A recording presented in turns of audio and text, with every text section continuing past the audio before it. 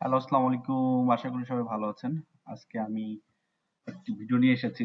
Recent আমাকে একজন জিজ্ঞাসা করতেছিল যে ট্যাক্স ক্যালকুলেশন করতে যেয়ে একটা পোর্শন আছে যেখানে হচ্ছে স্যালারির এক্সাম্পশন পাওয়া যায় টোটাল স্যালারির উপরে।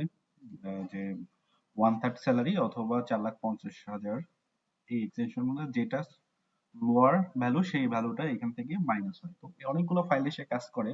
তো এখন এটা বারবার তাকে হাতে লিখতে হয় এবং খুবই ঝামেলা হয় ক্যালকুলেশন করার পর। এটা কিভাবে সমাধান করা যায়? তো সেখান থেকে ভাবলাম যে আমি আপনাদের সাথে শেয়ার করি।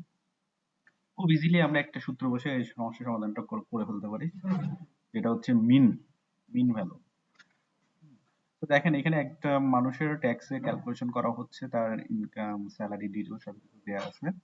তার এত টাকা স্যালারি এবং তার এক্সামিশন কি বলছে 1/3 স্যালারি। দেখেন এটা তো পারিনি, ভাগ করে দিলাম এবং 4,50,000 হুইচ ইজ লোয়ার। এখানে এক্সামিশন অ্যামাউন্টটা কি হবে? আমি খুব ইজিলি, খুব কয়েক সেকেন্ডের কাজ আমরা দেখে নিই। এভাবে দিয়ে এটা সিলেক্ট করে দিলাম, ক্লোজ করলাম। এই যে দেখেন এটা চলে আসলো।